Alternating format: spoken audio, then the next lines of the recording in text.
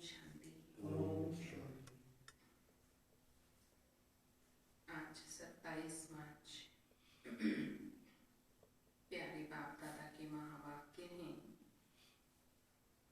मीठे बच्चे बाप समान निडर बनो, अपनी अवस्था साक्षी रख, सदा हर्षित रहो।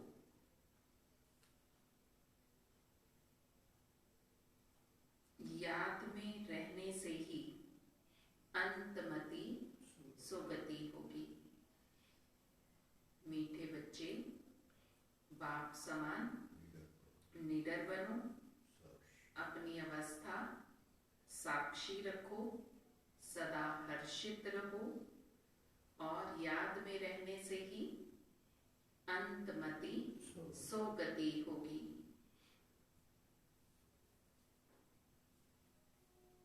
आज का प्रश्न है, खुश नसीब बच्चे सदा फ्रेश और हर्षित रहने के लिए कौन सी विधि अपनाते हैं? खुश नसीब बच्चे सदा फ्रेश और हर्षित रहने के लिए कौन सी विधि अपनाते हैं? खुश नसीब बच्चे सदा फ्रेश रहने के लिए और खुश रहने के लिए कौन सी विधि अपनाएंगे?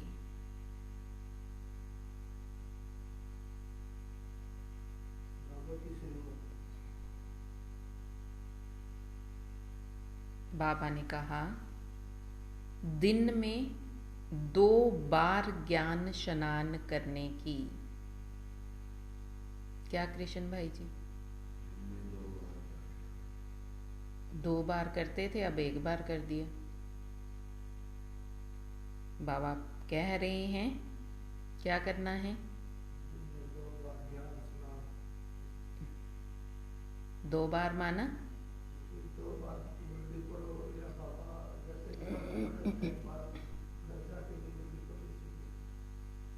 चाहे शाम को भी क्लास आके करो, मना थोड़ी किया है कि शाम को नहीं आना।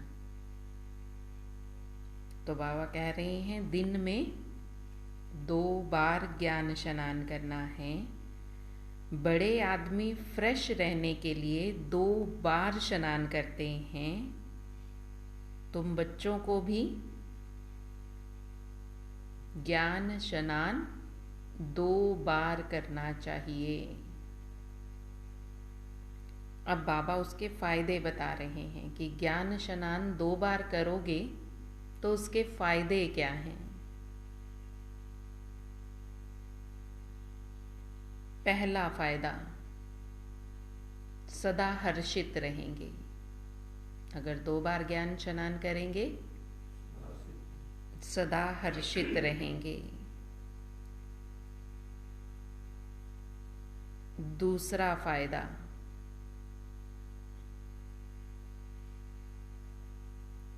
खुश नसीब तकदीरवान बन जाएंगे। खुश नसीब और तकदीरवान बन जाएंगे।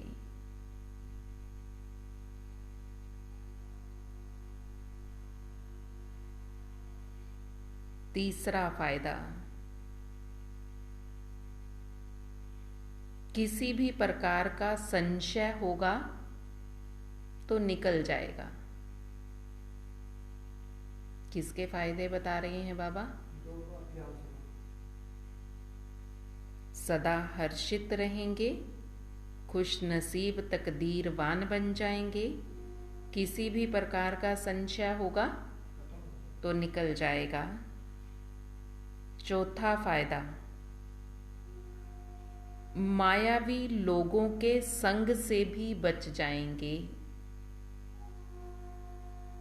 अगर ज्ञान स्नान करते रहेंगे तो बाबा कहते फिर मायावी लोगों के संग से भी बचे रहेंगे, क्योंकि हम जितनी देर यहाँ बैठे हैं उतनी देर बाहर का तो कोई संग नहीं है ना, सिर्फ बाबा और मैं, बाबा का ही संग है। तो इसलिए बाबा कहते कि 2 बार ज्ञान स्नान करेंगे तो मायावी लोगों के संग से भी बच जाएंगे। नंबर 5, बाप और टीचर दोनों ही खुश रहेंगे। बाप भी खुश रहेगा और टीचर भी खुश रहेगा।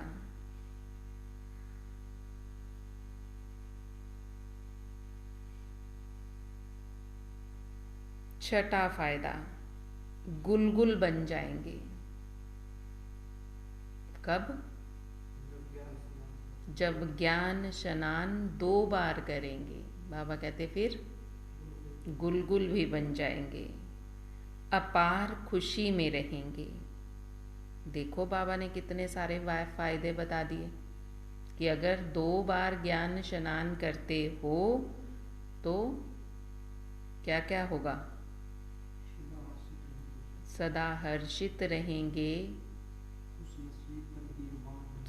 खुश नसीब तकदीरवान बनेंगे, मायावी लोगों के संग से बच जाएंगे और कोई भी अगर संशय है बाबा कहते तो स्नान करने से वो भी खत्म हो जाएगा। और बाप और टीचर दोनों खुश रहेंगे, गुलगुल बन जाएंगे, अपार खुशी रहेगी। कितने सारे फायदे बता दिए बाबा ने। इसलिए बाबा कहते 2 बार ज्ञान स्नान जरूर करना है। आज का गीत है, ज्ञान जाग सजनिया जाग, नवयुग आया के आया। ओम शांति। शिव बाबा बच्चों को बैठ समझाते हैं ब्रह्मा मुख से। यह है गौमुख, बैल मुख नंदीगण है ना। गीत भी सुना, साजन कहते हैं सजनियों को। अब सजनियां सिर्फ फीमेल तो नहीं हैं, यह मेल्स भी सजनियां हैं। जो भी भक्ति करते हैं, भगवान को याद करते हैं, तो ही हो गई सजनियां। जो भी भक्ति करते हैं, भगवान को याद करते हैं, तो बाबा कहते वो सब हो गई सजनियां। साजन सबका एक है। साधु भी साधना करते हैं भगवान से मिलने के लिए, तो वह भी सजनियां ठहरे। वह एक भगवान कौन? एक तो कहा ही जाएगा ना, गॉड फादर को। जैसे वर राजा को आना पड़ता है वन्नी अर्थात स्त्री को लेकर जाने के लिए, ऐसे बाबा कहते मैं तुम सब सजनियों का साजन आया हूं तुम सबको वापस घर ले जाने के लिए। ये सब हैं वन्नियां। साजन को याद करती हैं तो जरूर आना पड़ेगा ना। एक के लिए तो नहीं, सबके लिए आना पड़ेगा। और सभी सजनियां दुखी हैं। मैं एक सजनी के लिए नहीं, बाबा कहते सारी दुनिया की सब आत्माएं मेरी सजनियां हैं। जो भी मुझे याद करता है वो सब मेरी सजनियां हैं। और वो सब सजनियां अभी दुखी हैं। सबको दुखों से छुड़ाकर सुख में वापस घर ले जाने के लिए मुझे आना पड़ता है। कोई दुखी हैं, कोई रोगी हैं, बीमार हैं, तो सब दुखी है ना। तो ये हो गया नरक। स्वर्ग में है सुख और नरक में है दुख। इस समय हम सब हैं नरकवासी सजनियां, अर्थात सब माया रावण की कैद में हैं। बेहद का बाप बेहद की बातें ही समझाएंगे। सारी दुनिया कैद में है। इसको दुख धाम कहा जाता है। धाम अर्थात रहने की जगह। कलयुग में है दुख और सतयुग में है सुख। दैवी संप्रदाय और आसुरी संप्रदाय। यह है गीता के भगवान शिव के महावाक्य। वह खुद कहते हैं, सजनिया अब नवयुग आया, यह पुरानी दुनिया है। साजन कहते हैं, अब जागो, अब नया युग सतयुग आता है। गीता से स्वर्ग स्थापन किया था। गीता भारत के देवी देवता धर्म का शास्त्र है। जो देवता धर्म अब प्रायलोप हो गया है। प्राय अर्थात बाकी आटे में नमक जाकर रहा है। चित्र हैं लेकिन अपने को कोई भी देवता नहीं मानते। यह भूल गए हैं कि सतयुग में देवी देवता धर्म था, जिसको ही स्वर्ग कहा जाता है। जब श्री लक्ष्मी श्री नारायण का राज्य होगा, तब वह ऐसे नहीं कहेंगे कि अब स्वर्ग है। फिर तो यह भी समझें कि नरक होना है। यह सब राज हम अभी जानते हैं। 5000 वर्ष पहले भारत स्वर्ग था। फिर तो ये भी समझें कि नरक होना है। यह सब राज अभी तुम बच्चे ही जानते हो। 5000 वर्ष पहले भारत स्वर्ग था और अब नरक है। देवी देवता धर्म की टांग टूट गई है। बाबा समझा रहे हैं कि जब श्री लक्ष्मी श्री नारायण का राज्य था तो भारत सुखी था, स्वर्ग था। देवी देवताओं का राज्य था, तो अब देवी देवताओं का राज्य नहीं है, इसलिए भारत दुखी हुआ है, क्योंकि देवी देवता धर्म की टांग टूट गई है, अर्थात धर्म ही नहीं रहा।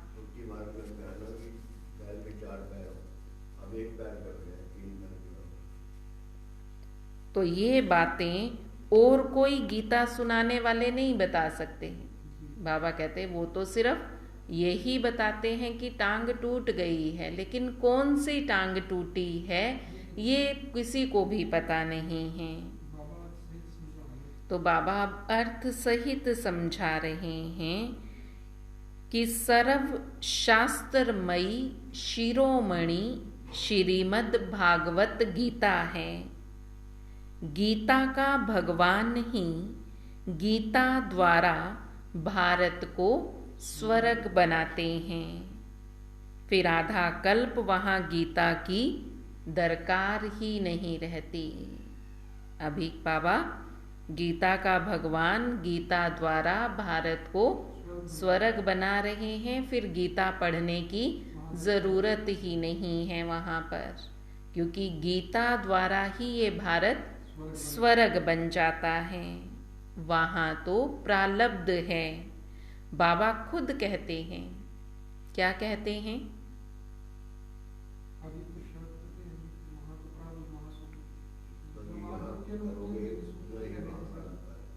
बाबा कहते ये ज्ञान वहां नहीं होगा, ये ज्ञान वहां प्रायलोप हो जाएगा।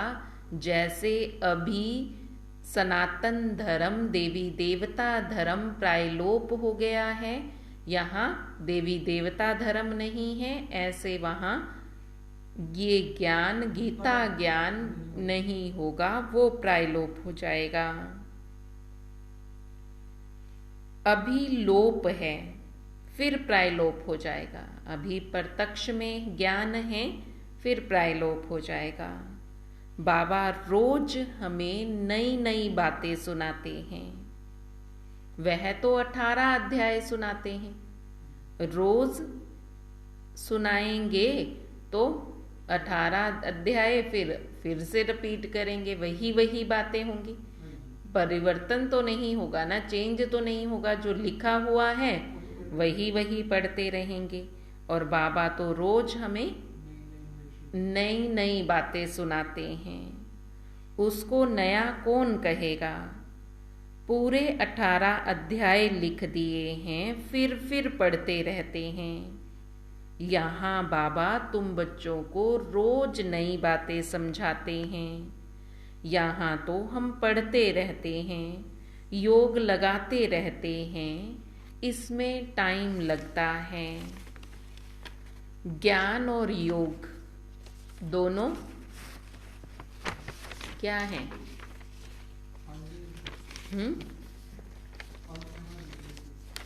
पंख हैं। और ज्ञान और योग और क्या है? सीढ़ी है। और क्या है? ज्ञान और योग लिफ्ट है। और ज्ञान और योग गति सद्गति का मार्ग है। बाबा ने कहा ज्ञान और योग दोनों भाई बहन हैं, दोनों के बगैर मुक्ति, जीवन मुक्ति पा ही नहीं सकते। बाबा कहते ध्यान से ज्ञान श्रेष्ठ है, क्योंकि उससे तुम जीवन मुक्ति पा सकेंगे। कहीं कहते हम ध्यान में जाएं, ध्यान में जाकर स्वर्ग को देखें या कुछ भी देखें, ध्यान में जाना बाबा कहते वो साक्षात्कार कराने से प्राप्ति कुछ भी नहीं है। वो तो थोड़ी सी देर का मन का बहलाव है कि मन खुश हो जाता है कि मुझे साक्षात्कार हुआ, मैंने बाबा को देखा, या मैंने स्वर्ग को देखा, या मैंने देवी देवताओं को देखा। तो बाबा कहते उससे, वो ध्यान से ज्ञान ज़्यादा श्रेष्ठ है, क्योंकि ज्ञान से, योग से क्या होगा? हमें मुक्ति, जीवन मुक्ति मिलेगी। बाकी ध्यान से कुछ भी प्राप्ति नहीं है, वो तो सिर्फ थोड़े समय का छलावा है। माया हमें वो ऐसा छलावा देती है कि खुश कर देती है, और हम पुरुषार्थ करना छोड़ देते हैं कि हम तो बहुत ऊंच चले गए हैं, हम तो साक्षात्कार, बाबा ने हमें सब कुछ दिखा दिया। पर बाबा कहते इससे फायदा कुछ भी नहीं है। ऐसा कोई कह ना सके कि हमको साक्षात्कार हो तो हम पुरुषार्थ करें, हम तभी मानेंगे। सामने श्री कृष्ण का चित्र तो देख रहे हो ना, बस बाबा ने यही लक्ष्य दिया है कि ऐसा प्रिंस प्रिंसेस बनो, फिर जो चाहो सो बनो। बाबा ने सामने चित्र दिखा करके कह दिया, ये लक्ष्य दे दिया, और ये भी कह दिया इस चित्र को अपने पॉकेट में रखो, सारा दिन देखते रहो, अपने सामने वो चित्र लगा हुआ हो। बाबा कहते और इससे ज्यादा क्या करूं? लक्ष्य बता दिया कि ये तुम्हें बनना है, अब फिर जो चाहो सो बनो। प्रिंस प्रिंसेस बनते हैं, यह तो मानना चाहिए ना। बाबा कहते हम ही प्रिंस प्रिंसेस, देवी देवता बनते हैं, तो ये बात माननी चाहिए ना। अब नवयुग आ रहा है, जहां जीत वहां जाकर प्रिंस पने का जन्म लेंगे, फिर रतन जड़ित मुरली भी होगी। यह निशानी है। श्री कृष्ण को भी मुरली दिखाते हैं, क्योंकि वह शहजादा है। अब मुरली कोई ज्ञान की बात नहीं है, वहां कोई ज्ञान की मुरली नहीं होगी। बाबा कहते उसके पास मुरली तो रतन जड़ित होगी, क्योंकि प्रिंस है श्री कृष्ण। तो बाबा कहते मुरली भी कोई उसके पास बांस की वा ये ज्ञान की मुरली नहीं होगी, मुरली भी उसके पास हीरे जड़ित, रतन जड़ित मुरली होगी। मुरली निशानी है किस बात की? सुख और चैन से जीवन बिताने की, चैन की बंसी बजाएंगे वहां पर, इसलिए मुरली दिखाई है। ऐसे नहीं कि कोई श्री कृष्ण वहां बैठकर मुरली बजाएंगे, गैया चराएंगे। तो वो वाली मुरली की भी बात नहीं है। मुरली की निशानी दी है कि वहाँ सुख और चैन है, सुखी दुनिया है। इसलिए बाबा कहते मुरली तो होगी कृष्ण के पास, पर रतन जड़ित मुरली होगी।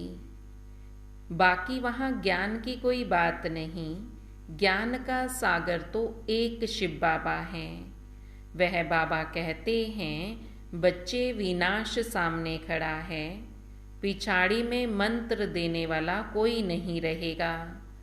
अंतमति सो गति गाई हुई है ना, अंत में मेरी याद रखेंगे तो गति मिल जाएगी। तुम आजकल करते आए हो, 2-4 इत्तिफाक दिखाऊंगा कि कैसे अचानक मनुष्य मरते हैं, तो तब याद करेंगे। क्या कह रहे हैं बाबा कि जब तक मुझे याद नहीं करोगे तब तक अंतमति सो गति नहीं मिलेगी। अगर तुम यही करते रहे, आज कर लेंगे कल कर लेंगे, तो आजकल करते करते मौत आ जाएगा। तो बाबा कहते क्या मैं 2-4 इत्तिफाक दिखाऊं? कुछ मनुष्य मरेंगे, अर्थक्वेक होगा, तब तुम मानोगे कि अब विनाश होने वाला है, अब हम बाबा को याद कर लें। फिर क्या उस समय मंत्र याद कर सकेंगे? अगर मैं बाबा कहते विनाश करने लग जाऊं तो कई बच्चे कहते हम तब मानेंगे, तब याद कर लेंगे। तो बाबा कहते पूछ रहे हैं बाबा क्या उस समय याद कर सकेंगे? समझो अचानक छत गिर पड़ती है तो उस समय याद कर पाएंगे? धरती हिलेगी, उस समय हाय तोबा मचाएंगे या बाबा को याद करेंगे? उस समय तो फिर हाय हाय करने लग पड़ेंगे।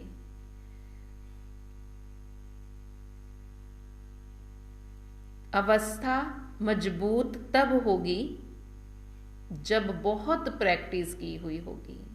उस समय भूकंप आए, धरती हिले, छत गिरे, तो बाबा कहते उस समय अवस्था उसी की अच्छी रहेगी। वो हाय तोबा नहीं मचाएगा जिसने प्रैक्टिस की हुई होगी। किसकी?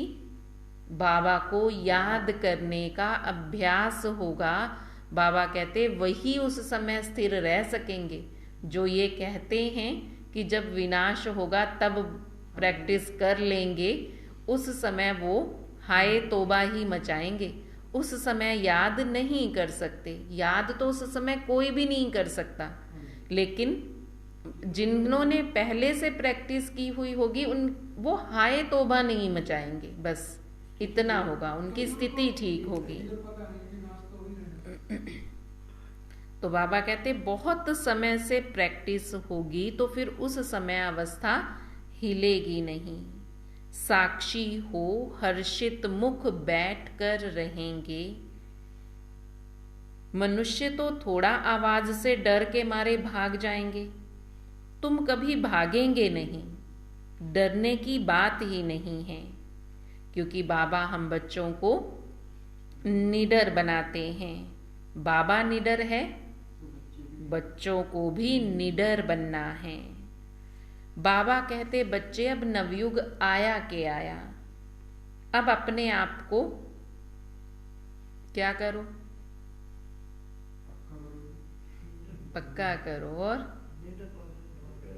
अब अपने आप को क्या 2 टाइम 2 टाइम्स ज्ञान स्नान करो। अपने आप को क्या करो? इंश्योर कर दो। सारे भारत को तुम इंश्योर करते हो, अपने आप को भी इंश्योर करो। इंश्योर करना माना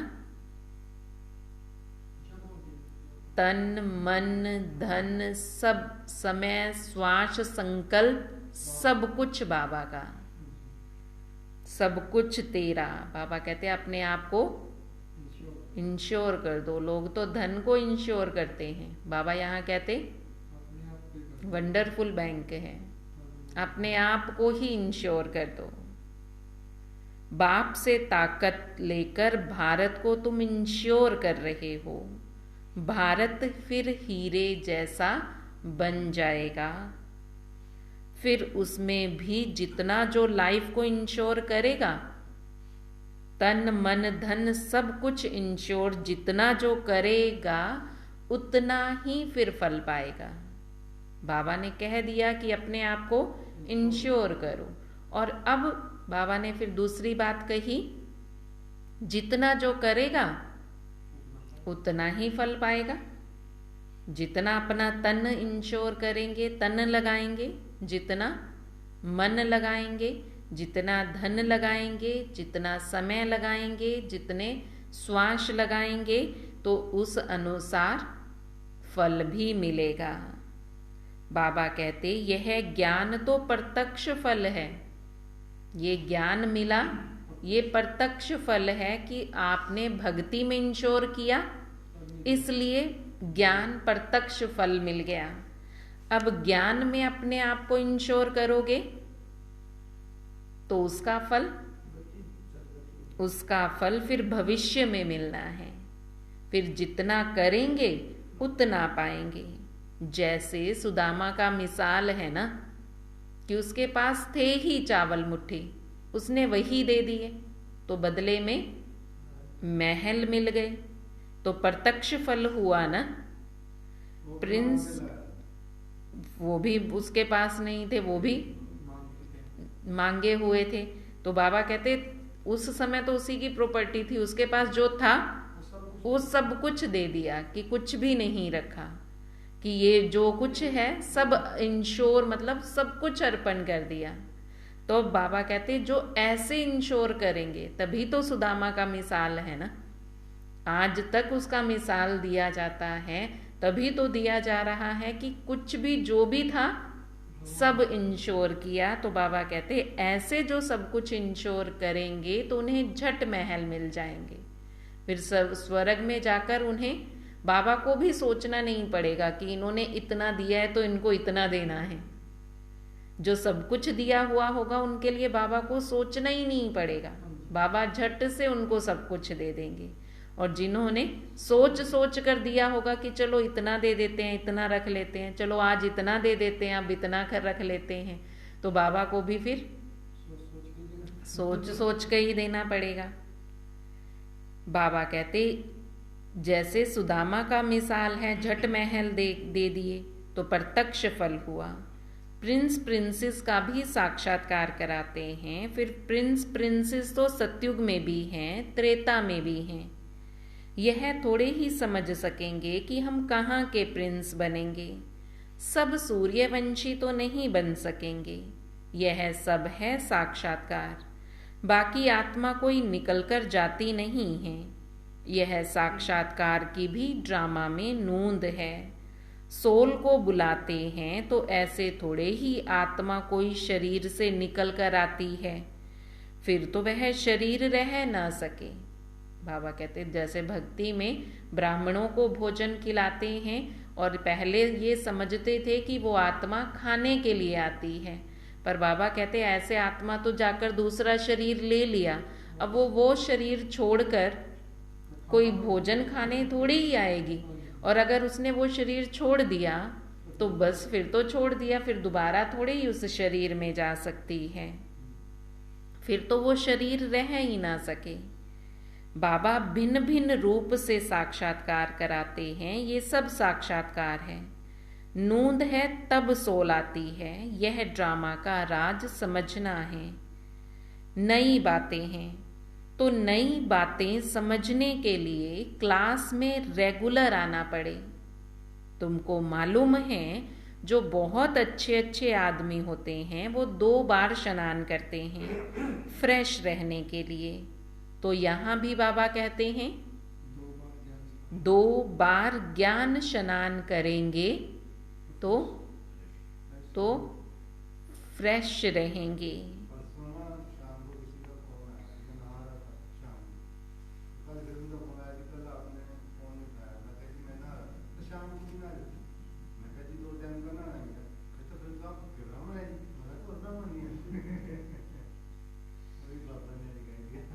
पर बाबा यहाँ कौन सा स्नान कह रहे हैं? ज्ञान स्नान।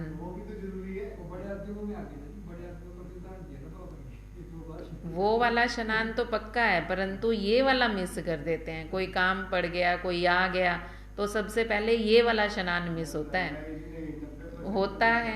न। फिर भी 10% मिस, वही तो मैंने कहा ना, कोई काम आ गया, कोई आ गया, तो सबसे पहले यही स्नान मिस होगा। वो नहीं, अब फोन नहीं उठाया तो उसने कहा कि मैं स्नान कर रहा था, कि वो स्नान तो मिस नहीं किया ना, कि वो पक्का है, वो तो करना ही करना है, चाहे रात को भी करना पड़े।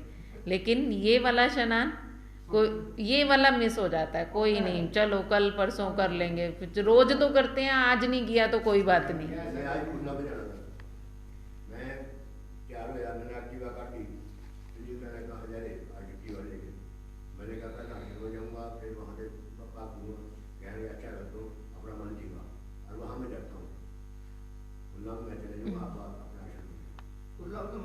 दीदी पर फिरना तो ना, जो हमारा रसम अलग है, जो हमारा तो भाई भैया हमारा कुछ जाएगा ना, मैं जब कुछ माया ना मैं भी मिस किए फूल और परिवार में थे, पहले दूसरे गांव में, परसों संस्कार में चले गया था, वहाँ तक यहाँ के जाकर फोन आ गया, चर्ची लगा के। तो बाबा कहते यह भी ज्ञान स्नान 2 बारी जरूर करना चाहिए। 2 बार ज्ञान स्नान करने से फ्रेश रहेंगे। 2 बार ज्ञान स्नान करने के बहुत बहुत फायदे हैं। अगर नहीं करेंगे तो मुफ्त में अपनी बादशाही गवा देंगे। बाबा हर बच्चे का रजिस्टर जांच करते हैं कि कितना 2 बार स्नान करते हैं। जो 2 बार ज्ञान स्नान करेंगे, क्या क्या फायदे बताए बाबा ने? वो खुश रहेंगे, संचय होगा तो निकल जाएगा, और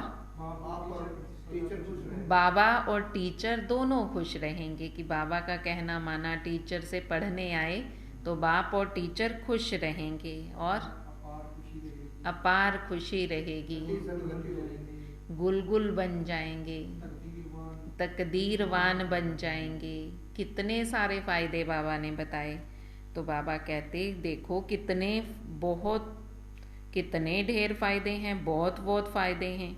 अगर ये फायदा नहीं उठाया तो मुफ्त में अपनी बादशाही गवा देंगे। बाबा रजिस्टर से भी जांच करते हैं, बाबा रोज रजिस्टर भी चेक करते हैं कौन 2 बार स्नान करता है। पूरा खुश नसीब तकदीरवान कौन है? अरे बेहद के बाप से अथह धन लेने जाते हैं, स्वर्ग का मालिक बनते हैं, तो बाप का कहना भी तो मानना चाहिए ना। क्या कह रहे हैं बाबा? बेहद के बाप से अथाह धन लेने आते हो, स्वर्ग का मालिक बनने आते हो, तो उनका कहना भी मानना चाहिए। अगर इतना निश्चय नहीं तो ऊंच पद भी नहीं मिलेगा। 2 बारी स्नान करने से तुम बहुत बहुत हर्षित रहेंगे।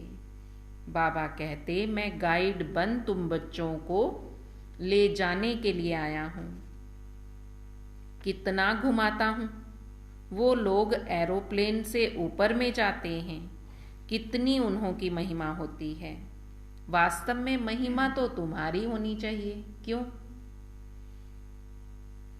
क्यों?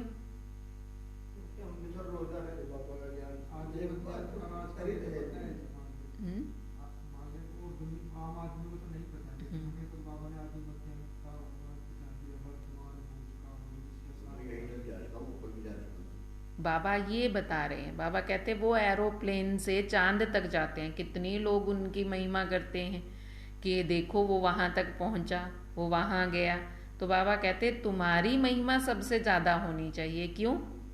क्योंकि तुम तो उससे भी ऊपर जाते हो। तो बाबा कहते देखो मैं तुमको कितना घुमाता हूं। वो तो सिर्फ यहाँ तक ही जाएंगे और तुम तो पूरे विश्व में चक्कर लगाते हो। विश्व के ग्लोब पर बाबा कहते बैठकर योग करो, विश्व के ग्लोब पर बैठकर सबको सकाश दो। कभी परम धाम में आ जाओ, कभी सागर के किनारे पर चले जाओ। तो बाबा कहते मैं तो तुमको देखो कितना घुमाता हूँ।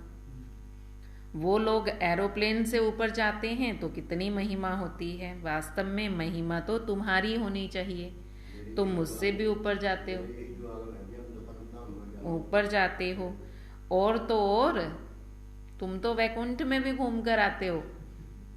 वो लोग कहते मरने के बाद ही स्वर्ग मिलेगा, बाबा कहते मैं तो तुम्हें यहाँ जीते जी बैठे बैठे, यहाँ बैठे बैठे तुम स्वर्ग में घूम लेते हो। मोस्ट वंडरफुल चीज है ना, यहाँ बैठे बैठे ही सारे विश्व का चक्कर लगा लेते हैं। बाबा कहते मैं सबसे दूर रहने वाला आया हूँ देश पर आए। फिर इसमें सर्वव्यापी की तो बात ही नहीं है।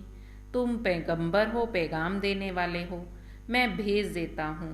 यह भी ड्रामा में नूंद है। ड्रामा अनुसार हर एक को अपना पार्ट बजाने आना पड़ता है। फिर मैं भी आया हूँ, आकर पढ़ाता हूँ। यह तो गीता पाठशाला है। उन सत्संगों में तो तुम जन्म जन्मांतर जाते रहते हो। एक कान से सुना, दूसरे से निकाल देते हैं। एम ऑब्जेक्ट कुछ भी नहीं। बाबा कहते उन सत्संगों में तुम जन्म जन्मांतर जाते आए हो, वहां पर क्या किया? एक कान से सुनकर जो भी सुना दूसरे से निकाल दिया। गए जाकर फिर सत्संग के बाद 2, 4, 10, 12 बातें भी कर ली और फिर सब कुछ वहीं भूलकर बाबा कहते आ जाते हैं। पर लक्ष्य तो कुछ नहीं है ना, बस इसलिए जाते हैं कि चलो अच्छी बातें सुना रहे हैं, 2, 4 अच्छे लोग भी मिलेंगे, वो भी कहेंगे अच्छा तुम भी सत्संग करने आते हो। तो कुछ लोग इसलिए जाते हैं। तो बाबा यही समझा रहे हैं उन सत्संगों में तो तुम जन्म जन्मांतर जाते रहते हो। एक कान से सुना, दूसरे से निकाल दिया, पर लक्ष्य तो कुछ भी नहीं। अभी तो अंदर में खुशी की तालियां बजती रहती हैं। स्टूडेंट लाइफ बेस्ट लाइफ कहा गया है ना। अभी यहाँ बच्चे बूढ़े जवान सबकी स्टूडेंट लाइफ है। स्टूडेंट लाइफ में जो अच्छा पढ़ते हैं उनको भी खुशी होती है, बच्चे के संबंध की भी खुशी होगी, टीचर की भी खुशी होगी। यह भी माँ बाप हैं, टीचर हैं तो खुश होते हैं बच्चों को देखकर। बच्चों का फर्ज है पढ़ना। अब बाप सम्मुख आया हुआ है तो एक बाप से ही सुनो। तुम आधा कल्प बहुत भटके हो, अब तुम्हारा भटकना बंद करो। परंतु वह भी तब होगा, कब होगा? जब बाबा पर पूरा निश्चय होगा। नहीं तो फिर भटकते रहेंगे।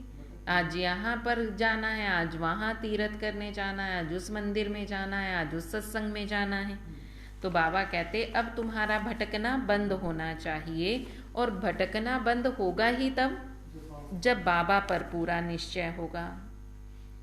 मनुष्य कहते हैं कलयुग में इतने वर्ष पड़े हैं। तुम जब उनको बताएंगे तो वह कहेंगे ये सब कल्पना है, जादू है, बस अबलाएं वहां ही बैठ जाएंगी। बाबा अपनी तरफ खींचते हैं, मायावी पुरुष फिर अपनी तरफ खींचते हैं, बीच में लटकते रहते हैं।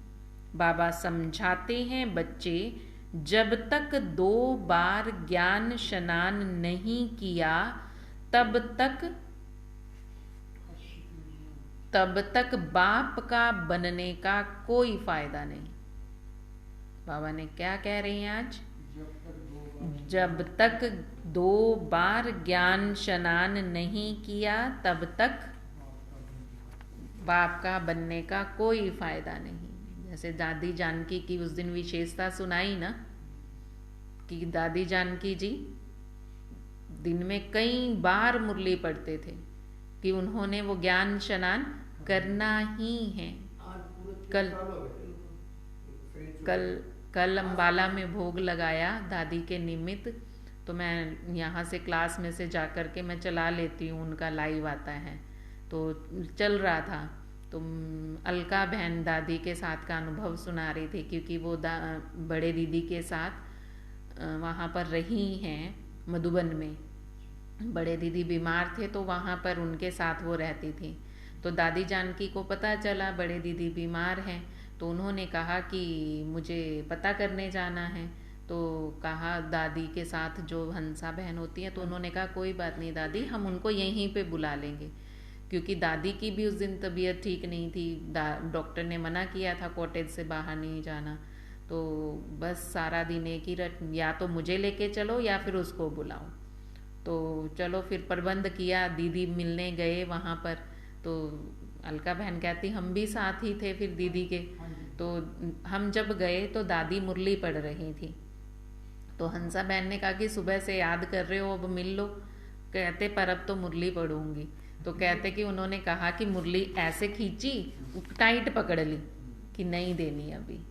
फिर उन्होंने लाइट बंद कर दी कि अब नहीं पढ़ेंगे। तो उन्होंने एक नज़र ऐसे देखा हंसा को और ऐसे कर लिया, पर मुरली जरूर पढ़नी है कि जब तक मुरली कंप्लीट नहीं होगी तब तक मुझे किसी से बात नहीं करनी। कि पक्का है स्नान करना है ज्ञान का, कई बार तो करना ही है। ये नहीं कि कोई आ गया तो बीच में छोड़ दी। हम लोग तो ऐसे ही करते हैं ना, कोई आ गया, कोई काम आ गया तो लोग कोई बात नहीं आज की छुट्टी कर देते हैं। पर दादी नहीं, जबकि खुद बुलवाया तो भी उस समय पर मुरली नहीं छोड़ी, पूरा कंप्लीट करके फिर पूछा आज की मुरली सुनाओ। फिर मुरली सुनी, वो उसमें होगा, आप लोग भी सुनना, उसमें यूट्यूब पर वो रहता है ना, वो लिंक भी भेजते हैं। तो मैं उस टाइम पे सुन रही थी, सुबह मैंने जब चलाया जा करके, तो मुझे भी इतना वंडर लगा कि हम लोग सच में ऐसे करते हैं। कोई आ गया तो चलो जी फटाफट पूरी कर देंगे, या फिर थोड़ी सी खत्म करके हम उससे मिलने चले जाएंगे। पर दादी पूरा पक्का थी। ये तो हमने कई बार हंसा बहन से और उनके साथ जो रहते हैं उनसे कई बार सुना, और कई बार जब एक दो बार हमें मिलने का मौका मिला तब भी हमने देखा कि दादी मुरली के पॉइंट जरूर पूछती हैं जब भी दादी से मिलने जाओ, और साथ ही मुरली की पॉइंट सुनाकर फिर आगे शुरू करती हैं। फ़ोन पर भी किसी से बात करेंगे, कोई किसी का भी फ़ोन आया दादी से बात करनी है तो दादी पहले यही पूछेगी, पहले आज की मुरली की पॉइंट सुनाओ, आज बाबा ने क्या कहा ये बताओ, फिर आगे बात करेंगे। कि दादी ने मुरली को पक्का रखा, पूरा स्नान किया ही किया, तभी तो इतनी उम्र तक भी, मतलब लास्ट तक भी ऐसे नहीं कि बिल्कुल बेड पर पड़े हुए हैं और तब गए हैं। लास्ट तक भी अपनी मुरली उन्होंने खुद स्टडी की है, क्योंकि बाबा ने कहा था, दादी ने भी मुरली सुनी है, पहले उसी समय की मुरली है कि जितना ज्ञान स्नान करेंगे उतना ही ऊंच पद पाएंगे, बाबा के नज़दीक आएंगे। और बाबा को बार बार दादी यही पूछती थी जब आई थी कि बाबा मैं सबसे आगे कैसे निकलूंगी, मुझे ये तरीका बताओ। तो बाबा ने तब यही कहा कि मुरली पढ़ो। और दादी पता कितना पढ़ी हुई हैं? सिर्फ 4 क्लास, 3 या 4 क्लास, बस 3 क्लास पास हैं दादी। और फिर भी फौरन में जाकर दादी ने सेवा की।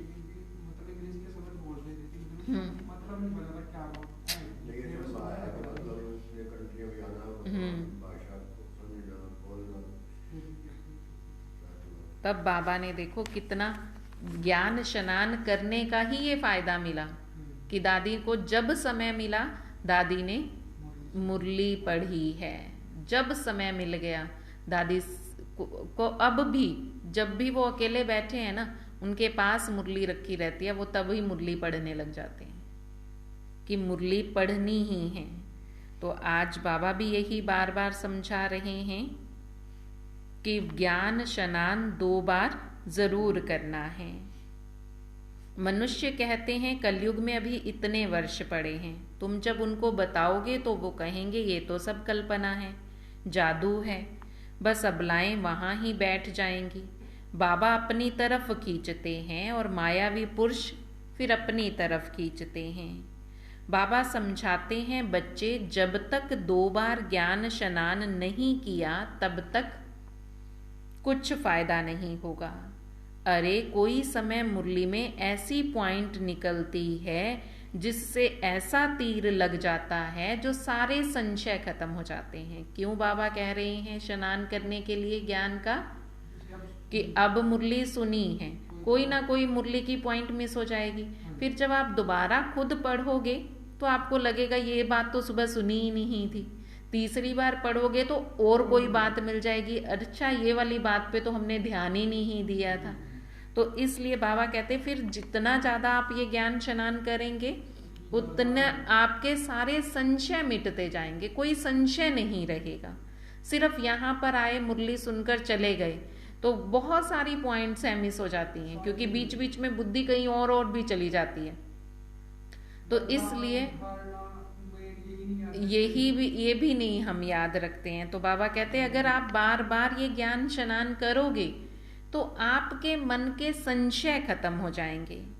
और कोई सत्संग में जाने के लिए बाबा मना नहीं करते हैं, यहाँ के लिए मना करते हैं क्योंकि यहाँ पवित्रता की बात आती है। बाबा कहते हैं दुनिया वाले मनुष्य और किसी सत्संग में जाने के लिए मना नहीं करेंगे, जहाँ मर्जी जाओ, परंतु यहाँ आने के लिए सब मना करते हैं क्योंकि यहाँ मुख्य पवित्रता है।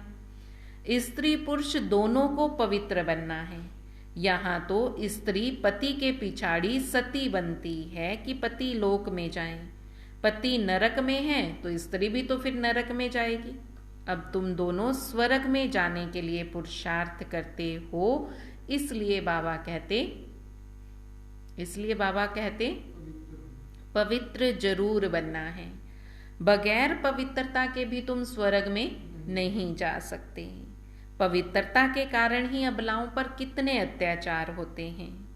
बच्चियां कहें हम शादी नहीं करेंगी, वह कहें शादी जरूर करनी है।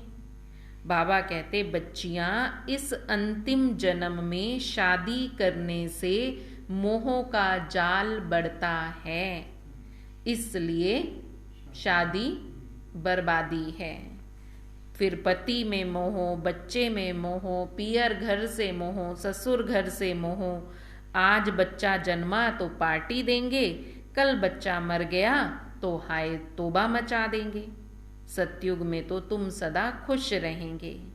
इसलिए बाबा कहते इस अंतिम जन्म पवित्र रहना सबसे अच्छा है। बाबा समझाते हैं बच्चे घर घर को स्वर्ग बनाओ, चित्र रख दो, जो भी आए बोलो स्वर्ग के मालिक बनो। आओ हम समझाएं। बाबा बहुत अच्छे अच्छे स्लोगन बताते हैं। 2 बार ज्ञान स्नान करने से तुम गुलगुल बन जाएंगे, अपार खुशी रहेगी। कहा भी जाता है ईश्वर की महिमा अपरम अपार, तो तुम्हारी खुशी की महिमा भी अपरम अपार हो जाएगी। कब? जब 2 बार ज्ञान स्नान करेंगे। गीता की महिमा भी अपरम अपार है। तुम कहेंगे गीता से हम स्वर्ग के मालिक बन रहे हैं। एक परमात्मा के सिवाय कोई ऐसे कहेंगे नहीं कि जाग सजनिया जाग, अब सतयुग आ रहा है। मैं क्षमा तुम्हारी जोत जगाने आया हूँ। यह दादा भी अभी पुरुषार्थी है। बाबा तुम्हें नए युग के लिए नई कहानी सुनाते हैं। कितना अच्छा गीत है, कौन सा? जाग सजनिया जाग, नवयुग आया के आया। ये रास्ता ही नया है। वह लोग कहते हैं शास्त्रों से ही भगवान का रास्ता मिलेगा, फिर कह देते हैं सब ईश्वर ही ईश्वर है, उनकी ही महिमा है। हम तो दुनिया में आए हैं खुशियां मनाने। कुछ भी खाओ पियो मौज करो, आत्मा पर तो कोई लेप शेप लगता नहीं है। अपनी गंदी तृष्णाएं पूरी करने के लिए आत्मा को निर्लेप कह देते हैं। बाबा कहते दुनिया में देखो कितना गंद लगा पड़ा है। कहते हैं आज इस दुनिया में आए हैं तो खुशियां मनाओ, मौज करो, कुछ भी करो, ये सारी चीज़ें शरीर के लिए ही तो बनी है ना, सुख के लिए ही तो बनी है ना। तो बाबा कहते हैं अपनी गंदी तृष्णाओं को पूरा करने के लिए कह देते हैं आत्मा निर्लेप है, उस पर कोई लेप शेप नहीं लगता। और जबकि बाबा समझा रहे हैं आत्मा पर ही सब पाप और पुण्य का फल लगता है। अगर तुम भी किसी ऐसे के संग में फंस गए तो फिर हंस के बदले बगुले बन जाएंगे। इसलिए बाबा कहते ऐसे के संग में कभी भी फंसना नहीं। बाबा ने ये भी एक फायदा बताया ज्ञान स्नान करने का, 2 बार ज्ञान स्नान करने का, कि मायावी मनुष्यों के संग से बच जाएंगे। जब स्नान करने आएंगे तो उतनी देर किसी मायावी मनुष्य से तो नहीं मिलेंगे ना, तो बाबा कहते उनके संग से बच जाएंगे। तो ऐसे के संग में कभी फंसना मत। तुम हंस हो, तुम बगुलों के साथ नहीं रह सकते। बाबा कहते तुमको बिल्कुल प्योर बनना है। विकार में जाना तो सबसे क्रिमिनल असॉल्ट है। भल मेरी बात अभी नहीं मानो, अभी स्वच्छ नहीं बनेंगे, मददगार नहीं बनेंगे तो फिर धर्मराज तुम्हें बहुत सजाएं देगा, फिर क्या करोगे।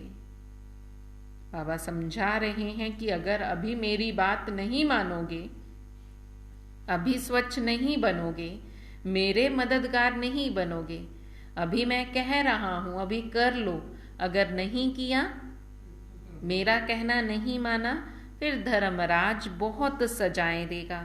याद रखना, बाबा कहते याद रखना ये बात। भगवान ने नया संसार दिखाया और हम पुराने संसार में ही उलझे रहे। तुम नए संसार के मालिक बनने आए हो तो अपने दिल से पूछना है हम सोतेले हैं या मातेले हैं। अगर बाबा की आज्ञाओं पर पूरा चलते हैं, पूरा बाबा का कहना मानते हैं, तब कहेंगे मातेले, नहीं तो कहेंगे सोतेले। शिव बाबा है दादा, ब्रह्मा है बाप, तो हम हो गए पोतरे पोतरियां। ये ईश्वरीय कुटुंब है। दादा याद नहीं रहेगा तो वर्षा किससे लोगे। बाबा बाप को याद नहीं करना, वर्षा दादे का है तो याद दादे को करना है। दादे को याद नहीं करोगे तो वर्षा किससे लोगे। इसलिए दादे को जरूर याद करना है। बाप के सिवाय दादा कैसे होगा। दादा है, तुम पोतरे हो, बीच में बाप जरूर है, पर याद दादे को करना है। पोतरे का हक है दादे पर, इसलिए कहते तुम दादे से प्रॉपर्टी ले लेना। खुशी की बात है ना, हम शिव भगवान की गीता से भारत की तकदीर हीरे जैसी बना रहे हैं। एक गीता ही हीरे जैसी बनाती है, बाकी सब बाबा कहते कोड़ी तुल्य बनाते हैं। एक गीता ही है जिससे हीरे जैसा बनते हैं, बाकी बाबा कहते बाकी तो सब कोड़ी तुल्य बना देते हैं। भारत की तकदीर को एकदम लकीर लग गई है। अब फिर बाप भारत की तकदीर जगाते हैं। मनुष्य गीता का छोटा सा लॉकेट बनाकर भी गले में पहनते हैं, परंतु उसके महत्व को कोई नहीं जानते। यहाँ कायदे भी बड़े कड़े हैं। पवित्र ब्राह्मण जरूर बनना है, ठगी नहीं करनी है। ठगी इस मम्मा बाबा से तो कर सकते हो, परंतु इस मम्मा बाबा से तो ठगी कर सकते हो कि इनको क्या पता चलेगा, पर बाबा कहते मेरे से तो ठगी नहीं कर सकते ना। बाप तो सब जानते हैं। सच्चा बनेंगे तो नशा चढ़ेगा, हाफ कास्ट को नशा नहीं चढ़ेगा। भगवान भारत के पीछे दीवाना बना है कि हम भारत को फिर से हीरे जैसा बनाऊंगा, तो भारत पर आशिक हुआ ना। भगवान भारत में आते हैं, भारत को स्वर्ग बनाते हैं, हीरे जैसा बनाते हैं। तो बाबा कहते मैं भारत पर आशिक हुआ ना, दीवाना हुआ ना, भारत को फिर से ऊंच बनाता हूं। आशिक माशुक के पिछाड़ी दीवाना होता है, तो भारतवासियों के पीछे मैं कितना दीवाना हूं, जो भारत में आकर भारतवासियों को स्वर्ग का मालिक बना रहा हूं। कितना दूर से भगाते हैं और फिर कितना बड़ा निरहंकारी है। बाबा कहते देखो मैं कितनी दूर से भाग कर आता हूं तुम बच्चों के पास, कितना बड़ा निरहंकारी हूं। तुम बच्चों के लिए ही तो आया हूं ना। क्यों कह रहे हैं बाबा ये? तुम बच्चों के लिए आया हूं, तुम बच्चों के खातिर मैं इतनी दूर से भाग कर आता हूं, भारतवासियों का कितना दीवाना हूं, तो तुम्हें भी तो मेरी कदर होनी चाहिए, तुम्हें भी तो मेरा कहना मानना चाहिए ना। अगर मेरा कहना मानोगे तो बाबा कहते तब नशा चढ़ेगा, तब प्राप्ति कर सकेंगे, तब धर्मराज की सजाओं से बच सकेंगे। और आज बाबा क्या क्या समझा रहे हैं? ज्ञान स्नान 2 बार करना है। आज बाबा की आज्ञा क्या है? ज्ञान स्नान 2 बार जरूर करें। अच्छा, मीठे मीठे सिकी लदे बच्चों प्रति माता पिता बाप दादा का याद प्यार और गुड मॉर्निंग। रूहानी बाप की रूहानी बच्चों को नमस्ते। रूहानी बच्चों की रूहानी बाप दादा को दिल व जान सिक व प्रेम से नमस्ते नमस्ते नमस्ते जी। धारणा के लिए मुख्य सार है, बेहद के बाप से अथह ज्ञान धन लेने के लिए 2 बारी ज्ञान स्नान करना है। क्या करना है? अथह ज्ञान धन लेने के लिए 2 बार ज्ञान स्नान करना है। पढ़ाई में रेगुलर जरूर बनना है।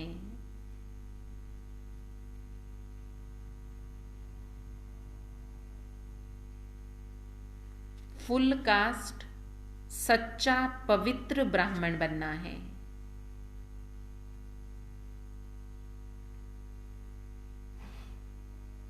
बाप का मददगार बनना है।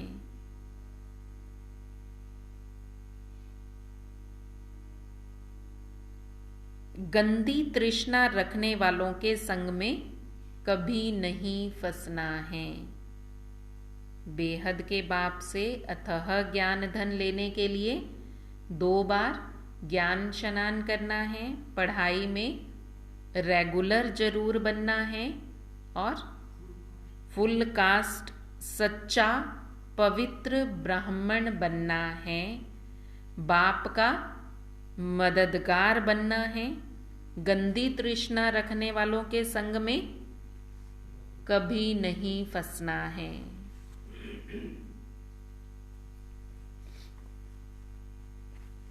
आज का वरदान है, सतगुरु बाबा वरदान दे रहे हैं, तन मन और दिल की, तन मन और दिल की स्वच्छता द्वारा साहेब को राजी करने वाले सच्चे होली हंस भव।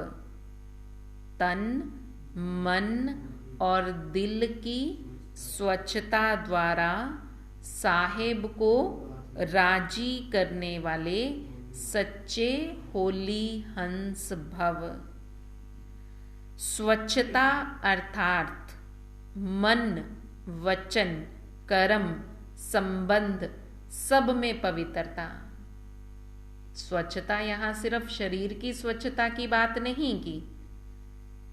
शरीर की स्वच्छता के लिए तो 2-4 बार नहा लेंगे, शरीर स्वच्छ हो जाएगा। गंगा में नहाएंगे तो भी शरीर ही स्वच्छ होगा। यहाँ बाबा स्वच्छता की बात कर रहे हैं। स्वच्छता अर्थात मन, वचन, कर्म, संबंध सब में पवित्रता। मन भी पवित्र, बोल भी पवित्र, कर्म भी हमारे पवित्र, संबंध जिसके भी संबंध में आए उनको देखने का नजरिया भी हमारा पवित्र। और पवित्रता की निशानी है, पवित्रता की निशानी होली हंस बनना। पवित्रता की निशानी सफेद रंग दिखाते हैं। हंस सफेद है ना, तो बाबा कहते हैं ये पवित्रता की निशानी सफेद रंग दिखाते हैं। आप होली हंस भी सफेद वस्त्रधारी, साफ दिल अर्थात स्वच्छता स्वरूप हो। तन, मन और दिल से सदा बेदाग अर्थात स्वच्छ हो। जैसे सफेद कपड़े पर कोई दाग होगा तो स्पष्ट दिखाई देगा ना, ऐसे ही बाबा कहते स्वच्छता अर्थात साफ दिल, कोई भी दाग ना हो, सदा बेदाग। साफ मन व साफ दिल पर साहेब राजी होता है। उनकी सारी मुरादें अर्थात कामनाएं पूरी हो जाती हैं। जिनका दिल साफ है, स्वच्छ है, उन पर साहेब राजी होता है और उनकी सारी मनोकामनाएं पूरी होती हैं। किसकी? जिनका दिल साफ है। और साफ दिल माना बिल्कुल बेदाग, कोई भी दाग ना रहे। साफ दिल अर्थात स्वच्छता स्वरूप होंगे तो तन, मन और दिल सदा बेदाग रहेगा और साहेब राजी रहेगा। हंस की विशेषता स्वच्छता है, इसलिए ब्राह्मण आत्माओं को होली हंस कहा जाता है। क्यों बाबा ब्राह्मणों को होली हंस कहते हैं? क्योंकि वो पवित्र है, स्वच्छ है, तन, मन, दिल सब साफ है। तन भी, मन भी और दिल भी। मन और दिल अलग अलग है, अलग अलग हैं दोनों। तो इसलिए बाबा ने कहा तन, मन और दिल स्वच्छ रखो, सदा बेदाग रखो। जब साफ मन, साफ दिल होगा तो साहेब राजी होगा। आज का स्लोगन है, जो इस समय सब कुछ सहन करते हैं वही शहंशाह बनते हैं। जो इस समय सब कुछ सहन करते हैं वही शहंशाह बनते हैं। सहन करता है वही जिसमें जान होती है। अकड़े रहना मुर्दे की पहचान होती है। इसलिए बाबा कहते हैं शहंशाह बनना है तो सहन करो। ओम शांति।